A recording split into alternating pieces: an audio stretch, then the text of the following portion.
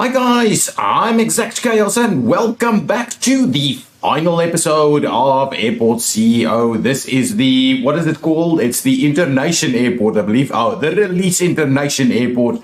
It has been an amazing journey to get to this airport. I'm really pleased with it. I'm loving it a lot. I think you guys are too. I've been having tons of positive comments about this airport. I've gone and done a few little small things just to try and finish it off in between episodes. One of those things is I've added some staff rooms around, including a little executive suite. So here we've got a staff room for the CEO, so CEO's office, CFO, CIO, etc., etc. So we've got it done. I know you don't really have offices in this game like you do in some airport, but what I've done is I've just used a little bit of open space and said, well, this could be the executive office suite and things like that. What I wanted to do is maybe add one or two little things as we go through, but this will really be the kind of the tour, the final tour of the airport. So let's quickly provide a bit of something like this out here. So we'll just try and give people an indication of which airport they're at the moment. There we go, the RIA airport. That's awesome. So we've got that going on. I've got lots of lights and things going on. One of the things I wanted to do is I just wanted to fix the, I've got lights everywhere. I wanted to fix the fence. So let's take that away. That was just kind of a little section of footpath, but I'll put the fence in because the fence, I think, is a nice little finishing touch, really. So we've got a fence gate. What we'll do is that's the fence gate over there. So we'll run the fence, and I'm gonna, shall we? Yeah, we'll just run it up here. We'll just run it up here. It doesn't have to be too crazy. I've got a little section through there as well. Can we run it up here, or did we fill it up to the edge? No, we didn't fill it up to the edge. So let's fence it all off, all the way around the back over here. It's in the evening, everything is kind of working. Let's fence off the entire section all the way over there, so we don't have any stragglers straying their way onto the runway. There's a nice big A380 right over there. We'll run it all the way till there. Ooh, I don't know if we can run it through there. No, we cannot. So what we'll do is we'll run it up this one. That's okay. We're clearing it out over there. Now we need to figure out where we're going to stop it. So let's just have a look here. A little look-see. It's pretty good. We'll have it up to, I think, let's do about 3 away from there. We'll run it up here. That's a pretty good line. And of course we will go ahead and tie it in over there. Nice. So on this side, I believe we're just going to run it up here and in there, right? Yeah, that's the one. That's the one. We'll do a very similar thing over here. We are going to run ourselves down this way. We'll go around. Where are we going to? I believe we'll just run it straight down there. So let's just run it to about there. Oops, close that off. Run it down there, fence it all the way down, and we'll fence it back this way. Got a bit of a gate over there, link up the gate. This one's up here. I'll need to get rid of that piece. Let's just tie these back in. I've probably started right over here. Yeah, excellent. So that's fenced in. Just need to get rid of that piece. Through here, let's get rid of that. Let's fence this thing off over here. I honestly think we don't need much more than this in terms of fencing. It could be useful to fence off a little bit more. What we could do, of course, this is the change from the one side to the other side. So this is where you actually So if we go and fence off this way, just want to see where we're fencing to. Yeah, that's about right over there. So we'll fence it up to there. So that's nice and fenced. We'll do a very similar thing on this side. This thing, I believe, has a fence spot, connection spot. Not really. So we can do a little something like that. And what we'll do is we'll then go ahead and tie this fence off down here. So there's like a semi-public area over here as also, and then it goes to the super private area back there. So there's still a fair bit of room for parking spots and things like that over here should we want to use that in the future. Of course, we're gonna in the series, but that's generally about it. So there we go. We've got our fencing in place. We've added a few more things. Now let's quickly do the tour of the airport. So what we'll do is we will continue to speed things along. We've got tons of money. Okay, so what is that a bit of a lag? It's probably good we're heading towards the end of the series because we're starting to see a little bit more lags coming on. We need what exactly? Probably janitors, yeah, as I suspected. Janitors, a fair bit. Let's actually see about adding a few janitors before we start the tour. We can grab a few of them. There's a few that's not so good. I'll grab, grab you. I'll grab you and we'll reject you. There's a few extra janitors to the mix right now. Okay, now let's, maybe we'll get it to the morning and then we'll start the tour. Otherwise it's going to be a little bit dark over here. Is there anything else we needed to have a look at? Well, let's have a quick look at our statistics. Just before, actually, we'll come back to that at the end. I wanted to check if we can do contract negotiations. Of course we can. One of the other things is our rating is now up to 96%, which I believe should put us in the running for Airport of the Year. Excuse me. So I'm hoping in this episode we'll actually see a little bit of that going on. But it is fluctuating a little bit. It dropped to 94. So it's a little awkward with regards to that rating. It's really challenging to get it up to a meaningful one. We'll go and do the tour and see how that works. I was kind of thinking maybe we start the tour in here. Well, let's do that. Let's do it. As you arrive at the airport, right? We've got a nice large road. You can turn off if you're a service vehicle and come to all of our various service facilities. That's located quite out of the way in the corner of the airport plot over here. And from there, of course, it disseminates, these various service vehicles disseminates onto the service roads into the airport itself. Anyway, if you're a passenger, you're coming up over here. Coming to the nice arrival area, and we've got a pretty fancy arrival area over here with some trees and lights and parking spots and drop-offs for buses and taxis and what have you.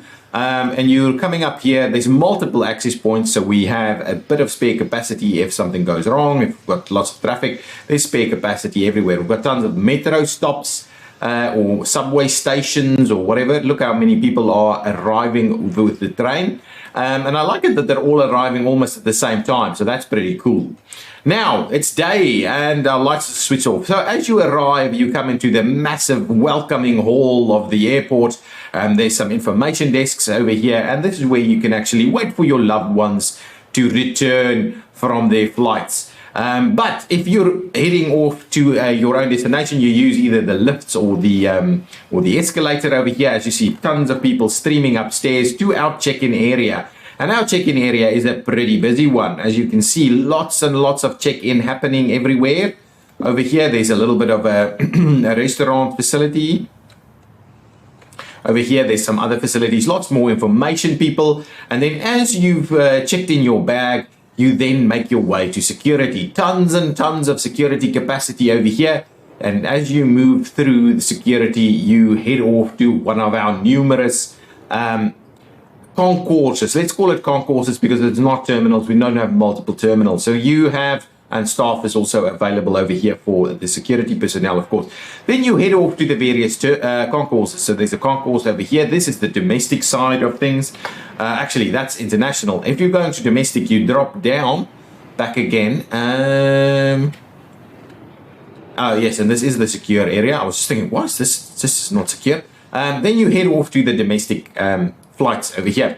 Now, the domestic flights include medium stands over here, and it also includes small stands. But you can also drop down even further to our remote stands. Let's just see, is there something that we can assign over here? Kappa, it's assigned something over there. So you come down to the remote stands over here where the bus will pick you up and take you to your stand. So these are the remote stands. And these are the connected stands. I know we did, for the first time around, we really did a little bit of a nice little gate area, even though it's it's fairly minor and arbitrary in the sense that people can walk in and out everywhere they want to. But ultimately, we've got these little departure gate areas over here so that people can, can sit around waiting before they board their plane. We've got some bathrooms available. And then now, of course, on the domestic side, on the medium stand side, bit of a lag there, we've got slightly larger planes, so slightly larger areas over here, departure lounge type areas over here. We've got a bit of other bits and pieces. So as you arrive, obviously, from your flight, you then head off through here, make your way to the exit area, so you come and do some bag collection over here. We've got numerous bag collection sites. Obviously, from check-in, the bags drop down, come over here, go through security. We've got a staff room over here for some security and ramp agent personnel. Let's get loaded onto the various baggage carts over here to go to the planes, all nice connected underground. This kind of setup I find quite useful compared to going around the terminals. Trying to have one major road that links all of these concourse areas together is really quite useful. If you don't have that, the time it takes to load a plane or service a plane can get really laborious. Okay, so there we go. So this is the baggage. What are the baggage bays over here for the domestic terminals, or for the domestic stands, and then we've got all of our baggage claim areas over here. So you can see as flights come in, baggage gets claimed over here straight from there, and then you make your way to the exit where you've got a loved one waiting for you, or you just hit the subway or the taxi. Okay, the next concourse we have is the smaller planes and larger planes for domestic. So this was our first domestic concourse. So people arrive again at the concourse from security, so on their way out. Then there's some duty free and stuff that they can use, pick up on a meal. There's some lounges we have available, and we've continued the concept of our departure lounge setup. These we formalized a little bit more. We tried to we separate our streams of passengers. This was in here because we had some pathing concerns. Probably want to take that out at some point, but there's so many people using it that I do wonder what the hell is going on with the pathing. But anyway, the intent is that we separate the arriving and departing passengers. With these, we've got some bathrooms over here, bits of other facilities. Certainly, we have some lounges for our various planes over here. We never actually dedicated stands to planes, did we? Not at all. Not at all. Yeah, anyway. So we have a number of stands over here, a number of lounges over here, but that worked pretty well. So as you arrive from your flight, you head off to the lower section of the concourse, where you join where there's more duty free. There's some staff rooms. You join. There's some other franchises. Obviously, we're gonna try and sign some of these things, and you've got all of these little travelators to make your way out to the exit as quickly as possible. You clear the international zone to get just to the regular security zone, where you can come in and pick up your stuffs, your bags.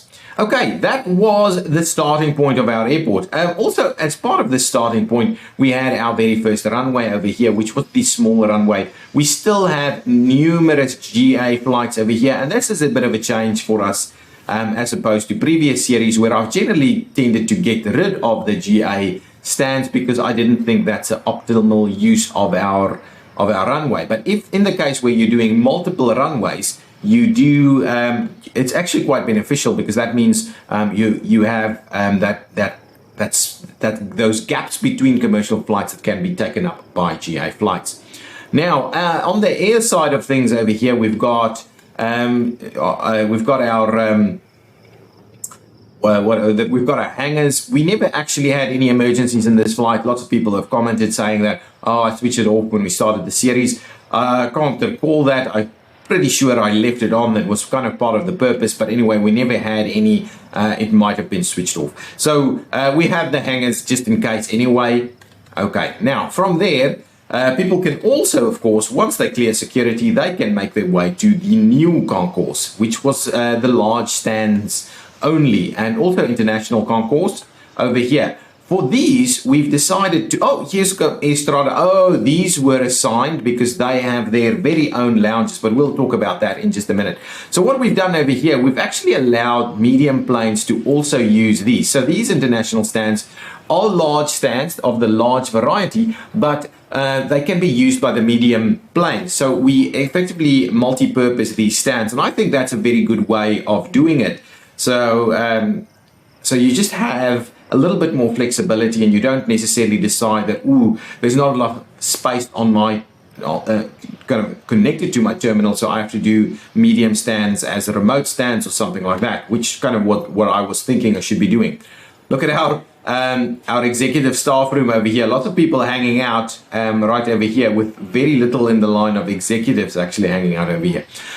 So this area, again, using the same concept where we've got the kind of arrival or the departure lounge over here. So we're trying to split people up from the arrival and departing passengers, but we're also getting a connection down so that we're making use of this additional space. So we kind of figured out that you're running out of space. This space is kind of useless because you can't fill the entire thing with franchises. You just don't have enough contracts. I mean, even these, we run out of contracts for them fairly quickly. We have contracts available, but they don't, because, at the edge over here, there's just not enough passengers to meet the sales demands over here, so they close off pretty quickly. But what I've done is, so I've used the bottom part of the concourse as the lounge area, and that worked really well in saying that this is a maple, making use of this stand, and of course we have a maple lounge downstairs. So I think that works really well in terms of the space efficiency over here. Of course, on this side, as we said at the start of this episode, I've decided to use a little bit of space capacity over here and use it for a bit of an executive staff room, but I haven't seen any executives around. We do, in fact, have lots of janitors and security hanging around over here. But anyway, that should hopefully do the trick. We're up at 95% again. What's our staff happiness look like at this point in time? Staff is at 76. That's a pretty good number. Okay, so we had a number of stands over here. I tried to put in a little bit of these franchises in here, but again, we don't have enough, and in this kind of these extremities of the airport, the edges of the airport, we end up saying that we end up with not enough sales. So anyway, so we've got a number of stands over here. Then we've got this nice concourse over here with double stands, both on both sides. We are not allowing small planes on this side, but we are allowing, medium planes on this side. Again, with the departure lounge kind of concept, here we've got a bit of a variation in that we're connecting our bathrooms between one another over here. And what else are we doing? We've got a bit of a franchise over here. We've got a couple of, one lounge, I think, any airline lounge over here, which I didn't actually know at the start you could do. So I was kind of surprised when I add that in there. Anyway, just a number of additional ones. The bottom level of this, we've added a few staff rooms, a few bathrooms, but so I haven't actually filled this up with franchises because there's just not enough contracts. I could probably try and squeeze in one or two more, but I thought the kind of the shape on the stuff is there. I've tried to improve the airport quality, terminal quality a fair bit by putting in some plants, lots of seating everywhere, travelators, vending machines, all kinds of things all throughout the airport to try and make sure that our quality of airport is absolutely awesome. So now from here, what I also did is I allowed an additional access point for service vehicles to come in so that we can actually have a little bit of fuel over here, because we found that we were running out of fuel fairly quickly at these facilities. So we need tons of fuel. And these planes take a heap of fuel. Again, we've got the on the air side of things, I've put some blast barriers in here. All of the places where, in my mind, it made sense to have them. We also have some hangars for in case we get an emergency and we need to fix the plane up. Now, let's quickly look at the rest of the airside. So we looked at our small runway over here. We then progressed into a medium runway, and on this edge of the airport, we did the large runway. We are generally allowing the smaller variety to also make use of it. So at this location, we are allowing small and medium aircraft, but only commercial. So the only one with GA is this one. This one is the medium and small commercial flights make use of this one. And then if we make our way to the large runway, we can see we're not allowing small planes, but we're allowing the large and then the medium commercial flights to make use of this one. So effectively, the stands that you will be using from all of these are closest to it.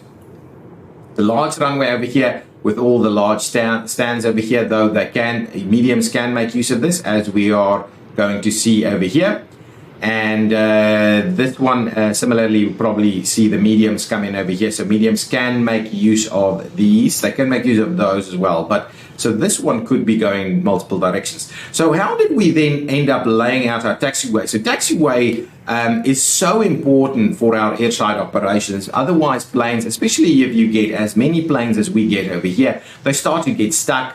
Delayed, congestion, all these kind of things. So what we've generally decided to do is have our taxiway and then set this as arrival only. So only arrival aircraft. We did make it one way, but only an aircraft that's just arrived can go in here.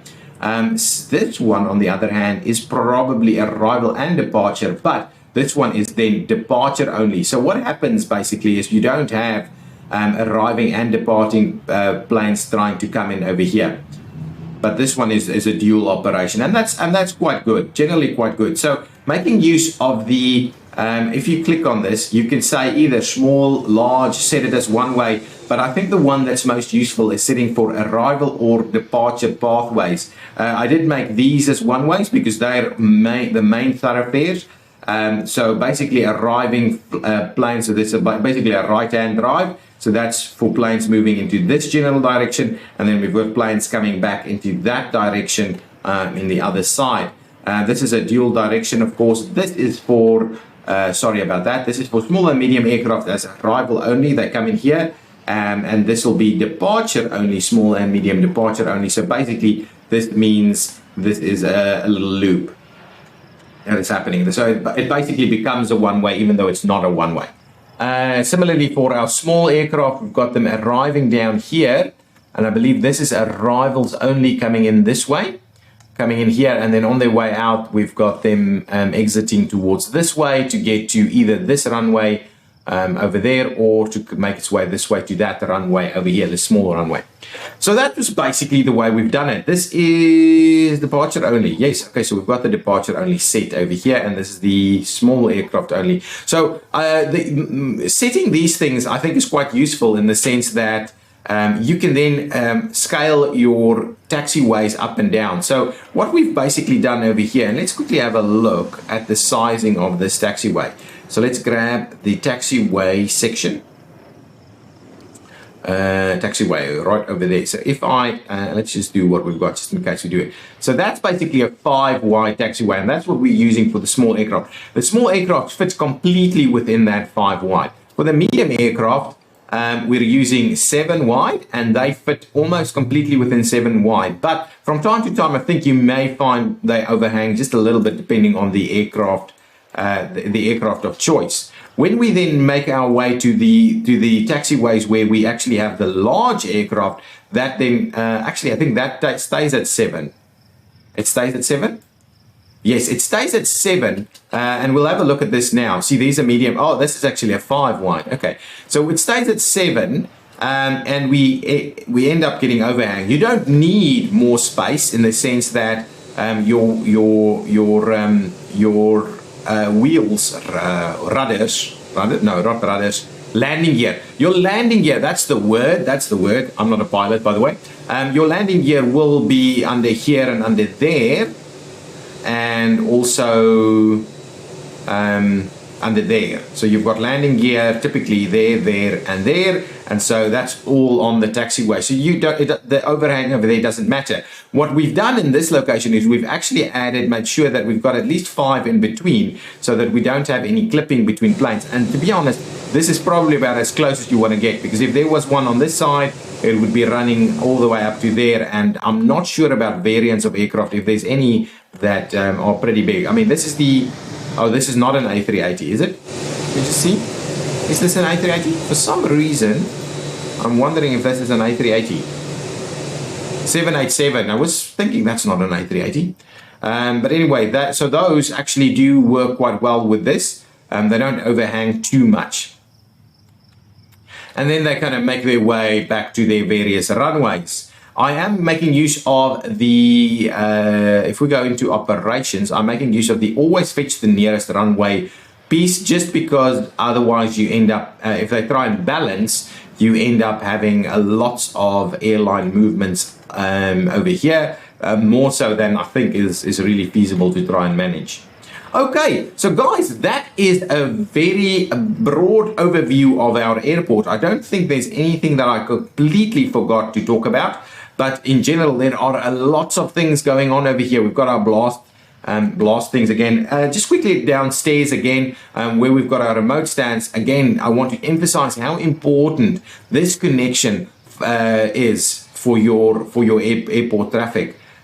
These service vehicles get clogged up fairly quickly if you don't have an appropriate connection from the one side of the airport to the other side of the airport. Obviously, there's a lot going on in this space over here. Now, anything else? I was just thinking. Oh, the guys on the Discord has been working along awesome. The ExactChaos community on the Discord is really awesome. And they have, and if you wanted to join it, the link to the Discord is in the description of this video down below. They have been working tirelessly towards some livery and an airline, modded airline, ExactChaos airline. So in our next series, which is not going to be immediately, we're going to wait a couple of months, I'm sure, before we get into yet another series. But then we're going to do an airline hub. We're going to do the ExactChaos airline hub in the next series. So I'm quite keen on doing that. That'll be another slightly different variant to just building an airport, where we will be looking at how we optimize our airport as a hub for an airline.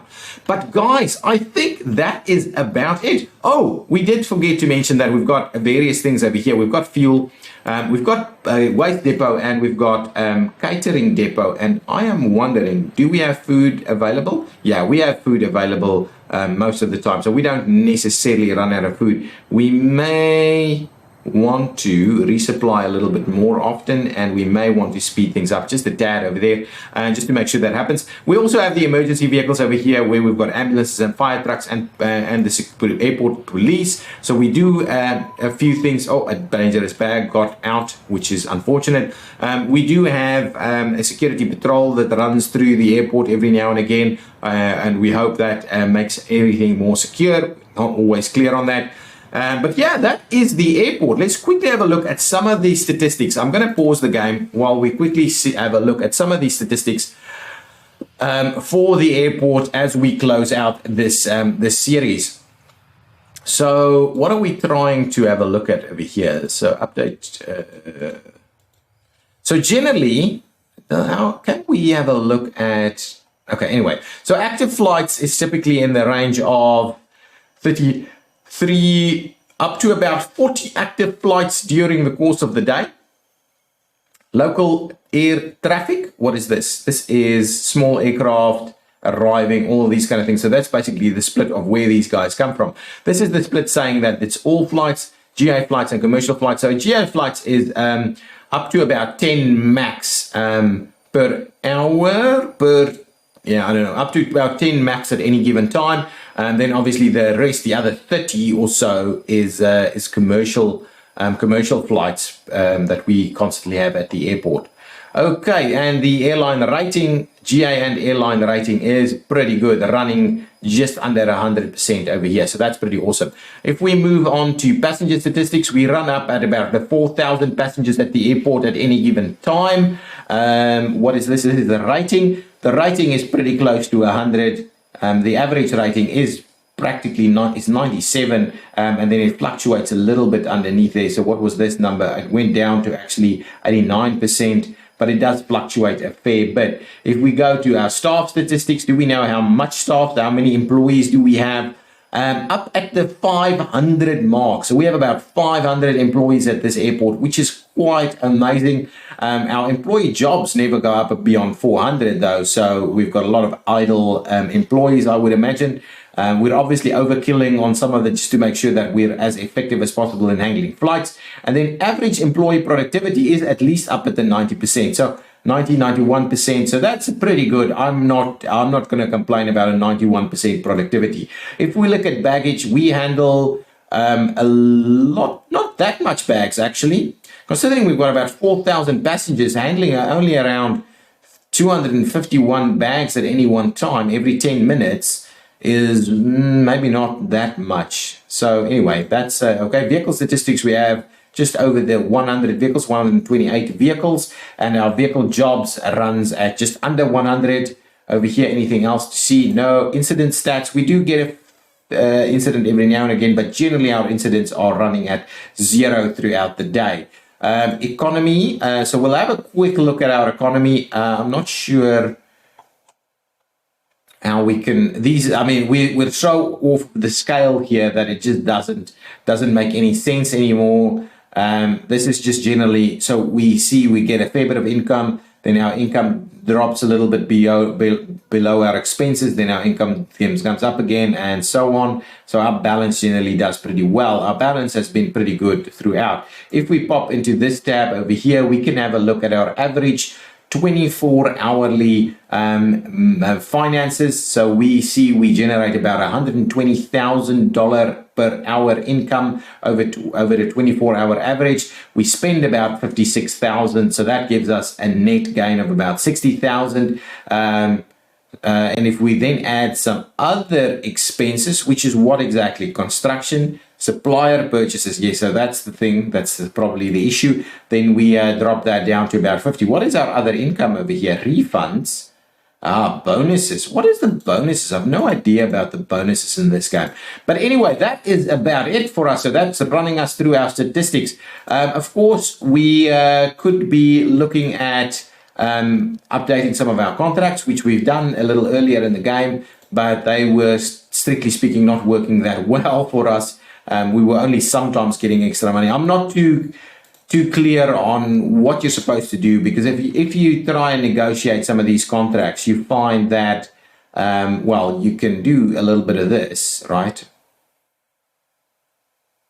Shameful. So you can do that, and then you can provide, what is this? You can give your negotiation points to this. Oh, actually, I've never actually looked at this. Handled flights per day is 25. That gives us 1. Airport rating is above 80. That gives us 1 negotiation point. Airport rating is above 50%. That gives us 4 negotiation points. Open the airport gives us 4. That's quite an interesting one. And then we signed a contract with business. That gives us 1. And we have a Swiftly Lounge. That gives us 4 negotiation points.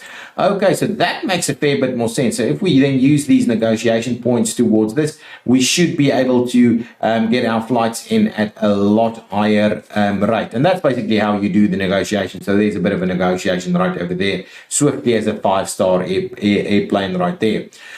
We did see that we had a few delays along the way.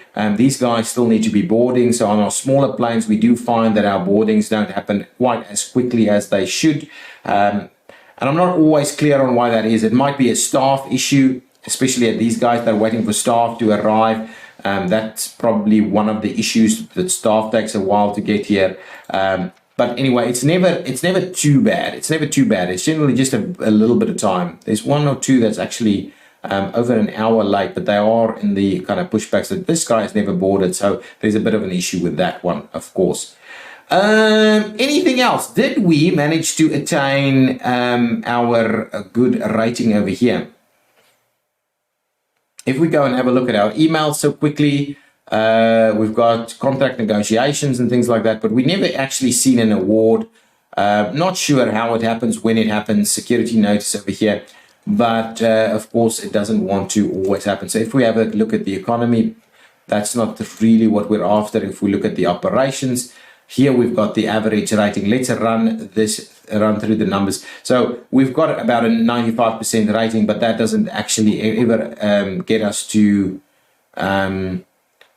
to the airport awards or anything like that. Never seen what that is all about. That might be something that's also not quite happening in this series. But guys, what I'll do is I will place this airport on the Steam Workshop. So if you wanted to take this airport further, manage it a little bit, tweak it a little bit, do those kind of things, please feel free to grab it off the Steam Workshop. The link to the airport will be in this description down below, so you can do that. If you go and change it up, please join the Discord and throw us some screenshots in as to how you improved upon the airport over here. So guys, thank you so much for coming along this journey and this series. If you've enjoyed it, please hit that like button, of course. Please leave your comments down below. Tell me what you think, what our next series should include. It's going to be a bit of an airline hub. But tell us if you've got any interesting ideas for the next series. And if you wanted to see some other games played, please leave those comments down below in the comments, or join the Discord and tell us what kind of games you would like me to play next. Thank you so much. I will see you in the next one. Bye-bye.